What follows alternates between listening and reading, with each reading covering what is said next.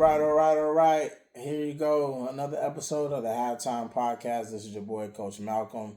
You can follow me at Coach M _ got it. And you can follow the Halftime Podcast at the Halftime Pod. Again, you can follow the Halftime Podcast at the Halftime Pod. I'm going to get right into it. First thing that I want to talk about, I waited some time to get into this conversation because I wanted to let things marinate and sizzle. And that was the Angel Reese trade that happened about a week ago where she was traded to the Atlanta Dream. And I wanted to let it sizzle because I wanted to see what the Chicago Sky would do post the trade.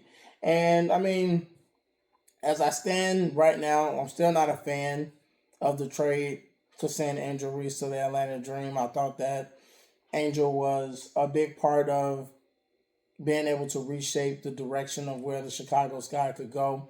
I thought she could be a foundational pillar for where this team could be when it comes down to their future success. I thought that she was a big ticket drawer. I felt that her star presence was something that the Chicago market could utilize and use. I felt like she was a good brand ambassador for the Chicago Sky. I just think that her desire to win and the timeline in which the Chicago Sky was on just was not connecting. And I think that led to them deciding to move on from her, which I do think in the long run is going to be a very bad decision on behalf of the Chicago Sky to do. I mean, it seems as though they have a legacy of having these great players and not doing too much with them, from Elena Deladon to Kalia Copper to, obviously being able to win one with Candace Parker, but that was such a limited situation.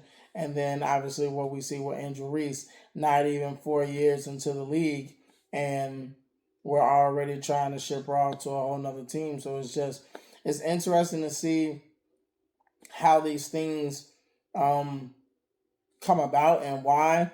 Personally, I think it's because she challenged the organization and challenged her teammates and just challenged the will to win on behalf of the Chicago Sky. And when you look at some of the moves that they made post the trade of Angel Reese, you got to ask yourself, like, well, where was this initiative when she was claiming and asking for more quality teammates or a heading or a foot in the right direction? Where was this sense of urgency to try to put together a roster that could compete? Now, you could say maybe they felt like Angel would get in the way of that, or maybe they were looking down the road and trying to see what she would cost them, and they felt like maybe she wasn't worth it. Who knows? They could look at a lot of different things, especially with the fact that the new CBA for the WNBA has come through, and we're now seeing players, particular players in the WNBA starting to, finally get those contracts where it's upwards in the millions of dollars. So who knows? Maybe they thought that trajectory-wise they needed to get rid of Angel now so that they wouldn't necessarily have to deal with paying her the money that she would definitely demand. Could be a lot of different reasons. It's just, for me, I think that it was done out of haste due to the fact, like I said, that she was challenging them. And then you look at the pieces that they picked up. Carrington is a nice piece. Skylar, she's a little bit older of a guard. They kept Vandersloot. So it's kind of like, and then they drafted the forward from UCLA, Jaquez.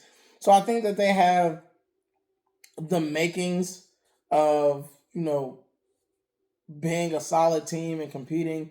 They also traded for or signed Rakia Jackson, who I feel like is a little bit more of the type of forward that can play alongside Cardozo.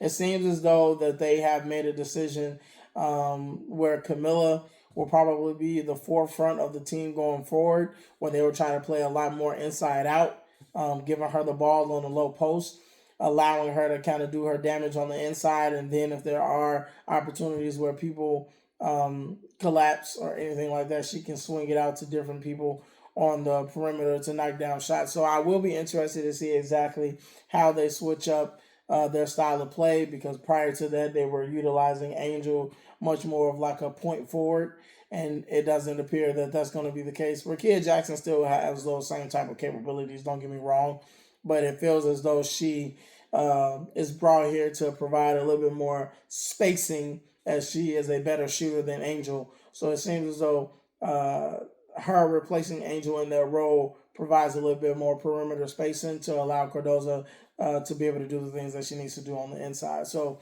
it'll be interesting to see how this team plays out. Again, I'm not a fan of the Angel Reese trade. I wish that the Chicago Sky would have been a little bit more adamant and a little bit more, I guess, willing to put together a more competitive roster around her. I think Angel was, like I said, a big ticket drawer. I think she demanded a lot of attention. I think she demanded uh, a will to win. And I think that was good for the Chicago Sky brand.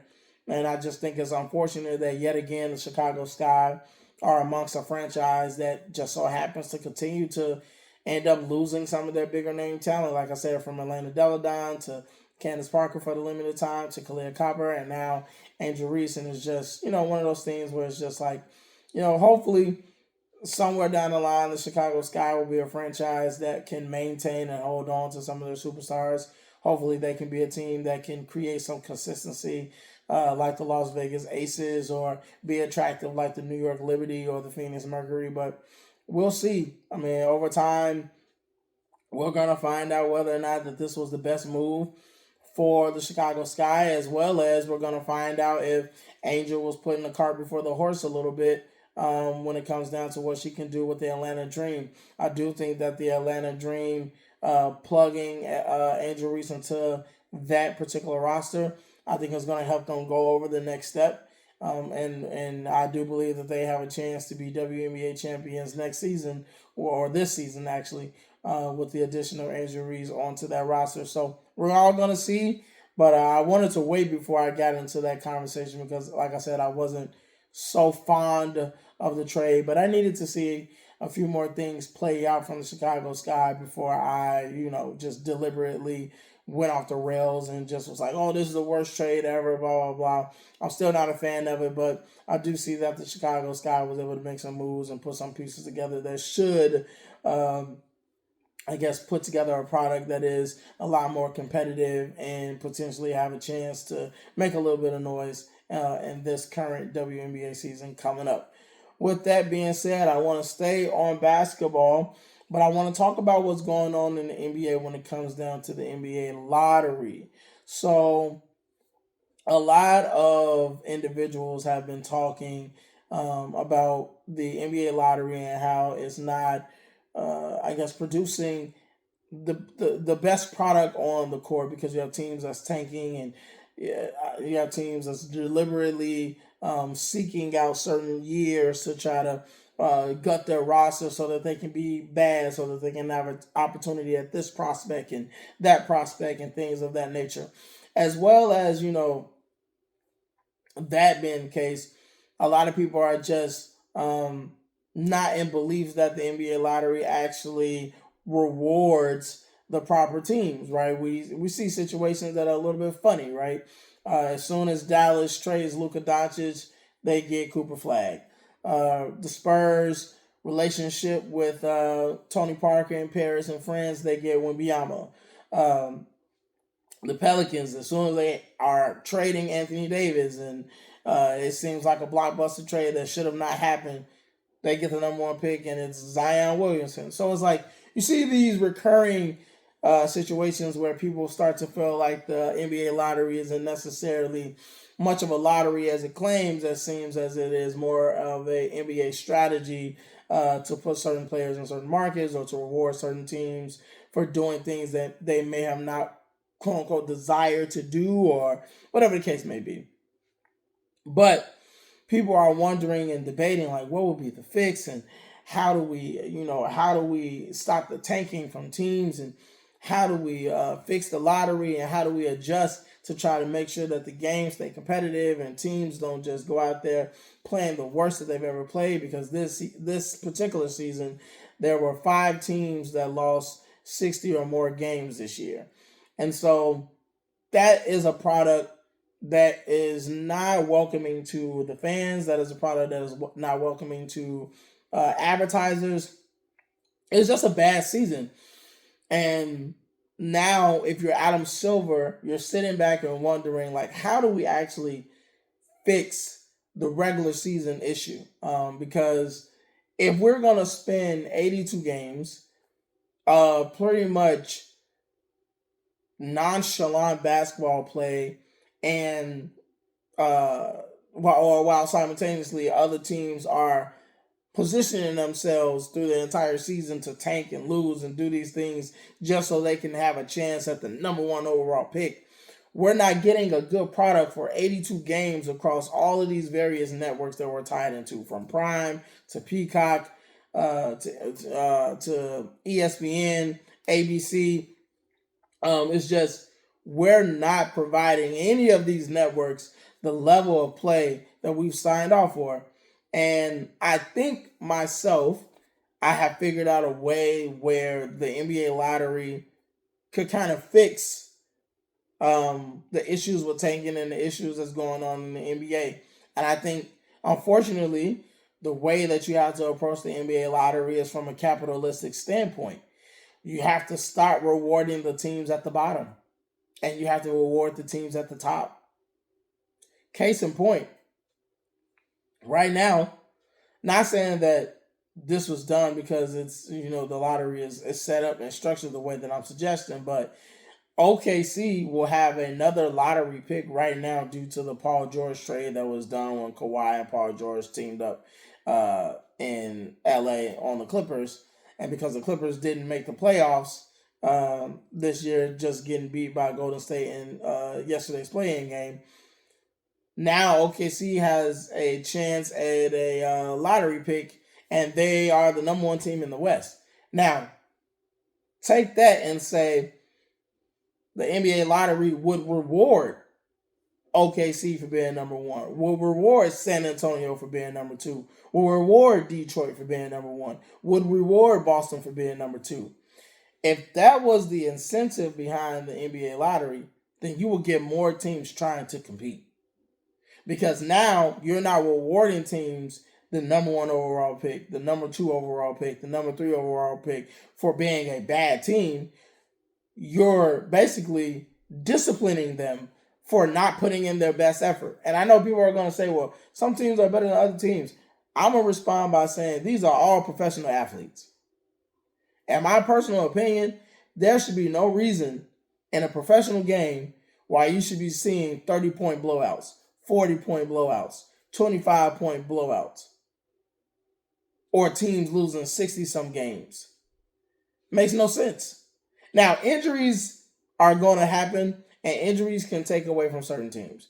And so I do think you have to look at it from a standpoint like where if a team was completely dissolved and obliterated and kept from being competitive due to the nature of injuries, then that may be the asterisk and the caveat that you have to throw into the system to where you reward that team in some kind of way, where it's not necessarily their fault that they were bad. They just so happen to be the result of circumstances outside of their control. Then you can reward them. But if it's a team where they wasn't ravaged by injuries and they're just bad, they're just non-competitive, they're not doing their best, they're not putting their best foot forward, and they're trying to position themselves, we got to start rewarding franchises and teams for the positioning of trying to be in the lottery on purpose. So I think the best way to do it is, like I said, you got to create a space for those teams that are non-competitive due to injury, while also rewarding the teams that are being competitive. So I think if you can figure out a way where a system can delegate between rewarding the ones who are being competitive and rewarding the teams that couldn't be competitive due to injury, then that is the foundational baseline for how you reset how the NBA lottery odds go. And that, to me, is how you can promote more competitiveness during the regular season. Because right now, if I know that all I have to do is be the worst team in the NBA to get the best odds of getting the number one pick, what's the incentive on me as a franchise, as a business operation, to go out there and compete? Especially when I know if I'm trying to get ticket sales, having the number one pick and being able to get this next phenom is going to get people in the stands, business wise, it serves no purpose for us as a business to go out there and compete to try to win. Because I have to think for the future. And the future says if I get this number one pick or I get a chance at it, number two, number three, somewhere within that top four, one of those players are going to be a ticket draw, and I'm going to be able to get fans in the stands because they're going to come out and see one of these players that's in this top four. They're going to want to see him, especially if it's one of those drafts that has a lot of highlighted players, that's fairly deep, and things of that nature. So I think in order to get more competitiveness within the regular season, you're going to have to change the way the NBA lottery is awarded. And like I said, I think it's going to come down to rewarding teams that are competitive. So those are the teams that's finishing 1, 2, 3, 4, 5, 6 within their respective conferences, and then somehow creating a variable or a formula that includes the teams that can't be competitive due to the injuries that they have just undergone. Because sometimes, some seasons you just have teams who just the injury bug is just all over the place, like they just can't get right. Case in point, this year you would say would be Sacramento. They've been hurt all year from the jump. So it's just like one of the Keegan Murray's been out for the whole year, almost the whole year. Sabonis ended up getting hurt and was out for the whole year. Zach LaVine ended up getting hurt and was out for the whole year. Russell Westbrook was in and out of the lineup at times. So I mean, like situations like that, you just kind of have to just be like, okay, well, they didn't, it wasn't purposeful that they were bad. They were bad because of injury, and I think that's where you have to kind of find that baseline. So like I said, reward the teams that's playing good and then figure out a formula to include those teams that just couldn't get right because they were injured. And that's pretty much how you would go from there. But let's move on to the NFL really quickly because I want to talk about the Chicago Bears and how I'm a little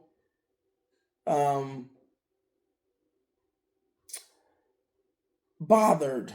I would say is the best word. I'm a little bothered by the lack of aggressiveness from Ryan Poles to address this defensive line that we all know as Bears fans is a major liability. Our defensive line is not strong.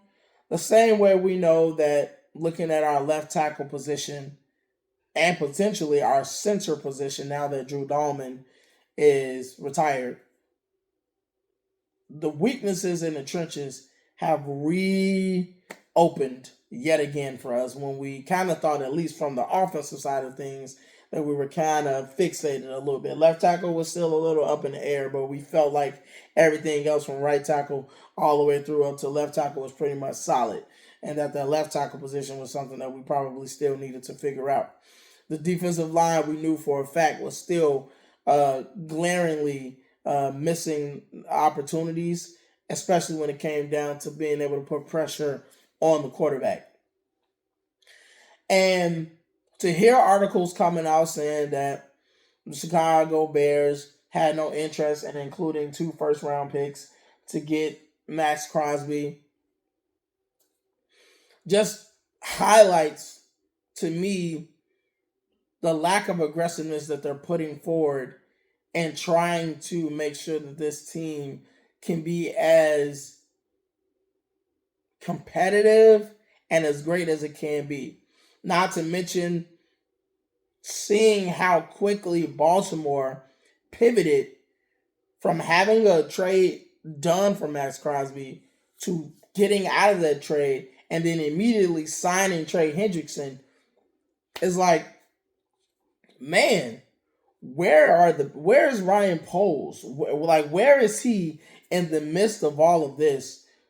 Where you have a team in Baltimore who was so quick, so ready to pivot if one thing didn't work, that they were already ready to do another. And we're just sitting with our almost like we're sitting on our thumbs, just waiting on some magical defensive lineman, defensive edge rusher to just fall in our laps is crazy to me, because screaming from last season when I was adamantly upset that we didn't get Michael Parsons and we let him go to our backyard at Green Bay. Then there were slight rumors that you could have tried to trade for Myles Garrett.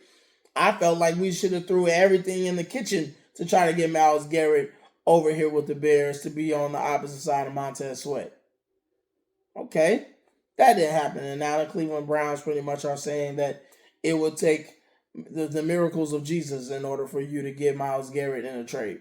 Okay, understandable. He is probably, in this generation, probably the greatest edge rusher right now in the NFL. So I can understand why they are completely not trying to hear or field any phone calls on a Myles Garrett trade. So that's understandable. But to be out on Max Crosby, to not be in the hunt to try to sign Trey Henderson, I just don't understand what's going on. And then on top of that, now that you hear that Dexter Lawrence is seeking an opportunity to get out of New York, it's like, where is Ryan Poles? Where are you? Where is the Bears news? Where is the hot press about the Bears may be in on Dexter Lawrence, or the Bears are still seeking an opportunity to trade for Max Crosby? Nothing. This defensive line is still problematic. It's not a strong defensive line. And it was an Achilles heel for this defense all last season. We got probably one of the lowest ratings and pressures on quarterbacks probably all season. If it wasn't for the takeaways that we managed to get throughout the course of the season, our defense would have been rated one of the worst defenses in the NFL. And you see people, I've seen people in articles and different things like that, and especially in Bears community, talking about, well, we shouldn't be so mad about all of the defensive pieces that were let go or unsigned and or just or traded or allowed to walk because this defense wasn't all that great. And while yes, you can say, okay, true, maybe you shouldn't be up in arms about Tremaine Edmonds or these particular individuals that left the team. Maybe you shouldn't be so upset about the Jonathan Owens and all these other players that are no longer with us. Maybe you shouldn't be that mad about it anymore. Or maybe you shouldn't be mad at all because the defense wasn't all that great. While that is true, I can also sit back and say, well, what are you doing to rewrite that narrative? What are you doing to change that narrative? Because right now, I'm not seeing it.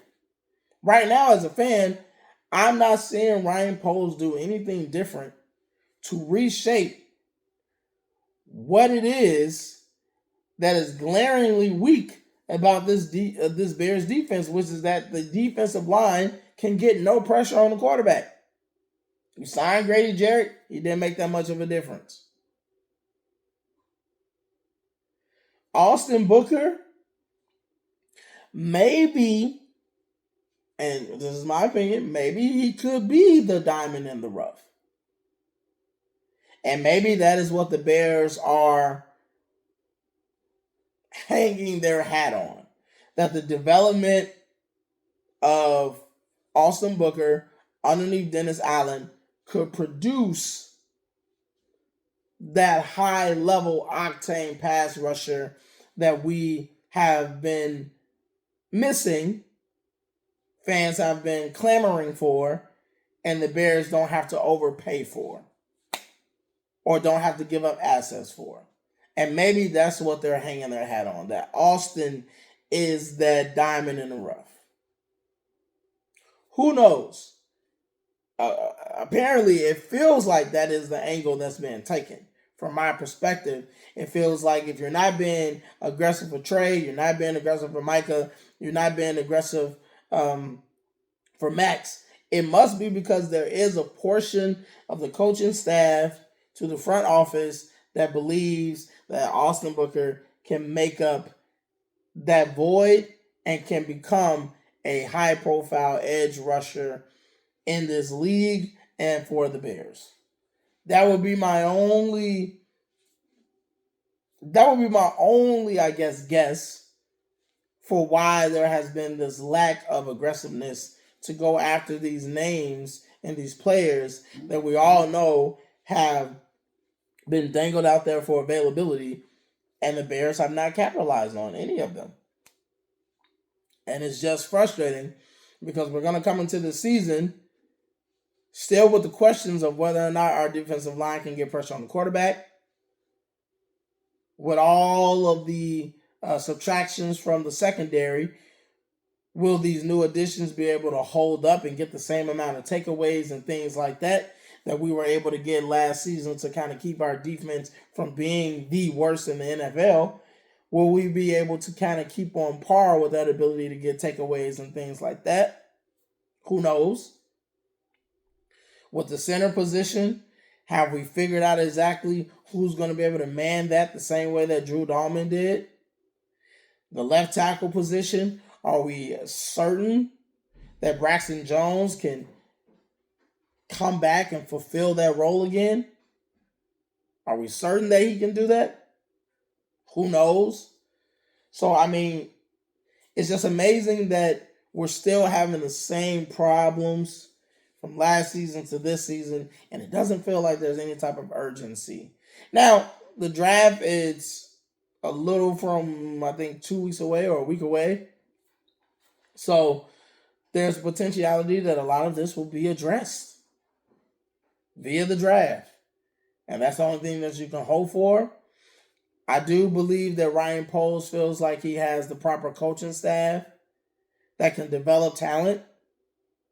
And a lot of times when you do feel like you have the proper coaching staff to develop talent, to scout, and do all of these things, it allows you to feel a little bit comfortable. It allows you to feel a lot more comfortable. Let me say, not even a little bit. It allows you to feel a lot more comfortable about not going out having to spend a lot of money in free agency on players, so now I have to give up assets for trades on players. It allows you to sit back and just say, we can bring guys in, I can hand them over to the infrastructure that is the coaching staff, and they will be able to optimize these players that we've scouted collectively, and we can still have a great football team. We can control our own assets. We can, figure out their proper market. We can pay for the ones that we feel like deserve it, and we can let the ones who feel like they deserve more, we can let them go test the market. And if they find somewhere, that's willing to pay them more than we are, cool, because we still trust our ability to draft and develop. And that could be the next phase that the Bears are in, honestly. It could be that they are literally in the phase of, we trust our coaching staff so much, we trust our ability to develop, that we don't need to go out there and rush to trade for these high profile players and give up assets. That we don't need to go out spending so much in free agency. That we have the infrastructure here that we can draft players and develop. That'll be yet to be seen. But I'm intrigued. I'm intrigued by it a little bit. It's just frustrating. You know what I'm saying? It's just a little bothering to know that you have these players that have been available, that were in free agency, that you didn't spend, that you wasn't willing to go and be a little bit more aggressive for to get those guys on your team when you know you have these holes. It is, as a fan, a little bothersome, a little frustrating, but I'm not going to sit here and deny if the game plan is that you trust your coaching staff. I'm not going to sit here and pretend like that's not a good game plan, because we do have a good coaching staff. You do have great guys that are leading the defensive and the offensive side of the ball. You do have guys now that you feel like have a good eye on talent. So I'm not going to sit here and pretend like that's not a proper path to go down. It's just one that has been very foreign to the Bears for a while, for a long, long time. Because getting talent and finding the right talent and drafting the right talent has not necessarily been the Bears' forte over the past decade. So, as a fan, you got to give me a little bit of grace here and not necessarily believing that this is the best thing to do. But the draft is coming. I'm going to give, this opportunity and path of it being that development and drafting is where the Bears feel like they can find all of the proper talent to fill in the holes and plug and play and trust that their coaching staff can develop. That's what it seems like is what's happening. And I'm just going to wait and see. Like I said, if it doesn't go right, then we can revisit the conversation of why haven't you been aggressive? Why didn't you go after Trey? Why didn't you go after Micah? Why were you not so interested in giving up 2 firsts for Max Crosby? Whatever the case may be. It'll be interesting to see. Like I said, if the Bears get in on the Dexter Lawrence thing, I haven't heard anything. I haven't seen anything. There hasn't been any type of rumor mill that says the Bears are interested, but anything can happen on draft night. But like I said, I'll be interested to see. But with the draft coming, it just feels like that's where the Bears are headed. We're headed into a franchise that really trusts their coaching staff, and they're going to draft and develop. And from that point on, this is how this team is going to continue to run and materialize and find itself staying consistent. And if that's the case, I hope it works because that is a good model to follow. If you can trust your development and trust your drafting like the Philadelphia Eagles, then you'll never have a problem. You'll never have to overpay. You'll never have to worry about trading assets for this, unless you're in a position where there is just such a dominant player that you can get your hands on that you're willing to do so. Because the Philadelphia Eagles have figured out how to draft, how to develop, who to pay, who not to pay, and it's allowed them to stay competitive year in and year out. And so if that's the model that we can follow, I'm down with that. But again, that's my quick spill on the Bears. Hopefully we see exactly what they do when it comes down for the draft, and hopefully they give me something to be excited for, as I will be there at Soldier Field for the Miller Lite draft party for the first round. So that will be fun. Hopefully something exciting goes down in that first round, whether it's for the Chicago Bears or for anybody. It would just be fun to be out there talking to the fans and talking to Chicago Bears fanatics and people just out there and just interested in the draft and all of the spectacle that can go on in it. It'll just be fun to see if anything crazy happens, just to see how people respond to it, and just being in that environment. So I will be at the Miller Lite draft party for the first round, so that'll be fun. But other than that, peace, prosperity, and blessings to the Halftime Podcast community. As always, again, you can follow me on Coach Malcolm at Coach M_Got It. You can follow the Halftime Pod at the Halftime Pod.